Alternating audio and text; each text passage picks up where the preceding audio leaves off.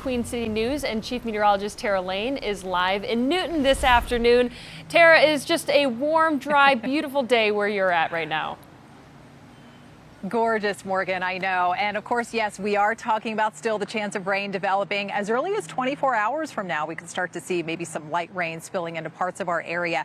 Yes, as you mentioned, I'm standing here in downtown Newton, the city of Newton, just outside of the Catawba County Museum of History. We're going to have a lot more coming up on our official hometown show on Queen City News at 5 with Maureen Wirtz and Brian Blakely. So you want to stay tuned for that. But we have a lot to get to when it comes to what's happening with our weather, even here locally in the Carolinas. So let's get right to it as we check out those current conditions here in this part of Catawba County. We have got a warm 81 degrees. The dew points are still generally in the dry zone, holding in the mid and upper 50s. So we're not feeling much of that humidity. We've got 70s up to our northwest, up in the mountains, and upper 70s to lower 80s is that theme down the mountain. As we've been talking about, and Andrew talking about this earlier, Hurricane Francine making landfall later on this evening here. It's a Category 1 system with that sustained wind that has been picking up around 90 miles per hour. That's going to continue to trek north and rapidly weakening as it pushes over land, basically up kind of around the Mississippi River Valley there through the end of the week. But along the way, we do get some of that tropical moisture. So that's why we're talking about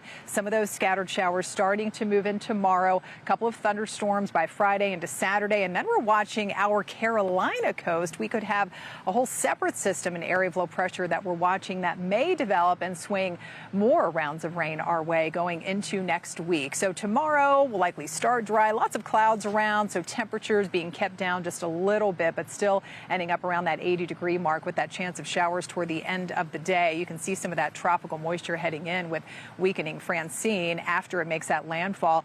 Futurecast shows by 4 p.m. or so, a little bit of light rain, mainly to our south and west. We'll see that batch of maybe some lighter rain moving through later in the evening, and then just kind of some scattered activity Friday from the morning through the afternoon, but certainly some heavier pockets of rain. A couple of thunderstorms will be possible. Not a great threat of severe weather, though.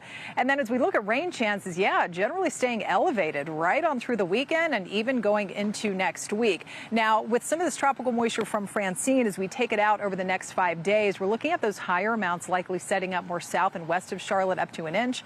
Possible here up toward, sections of Shelby, or rather Cleveland County, Morganton, maybe down through Chester, Chesterfield, South Carolina. The farther north and east you go, the drier it will be, or at least not as much rain.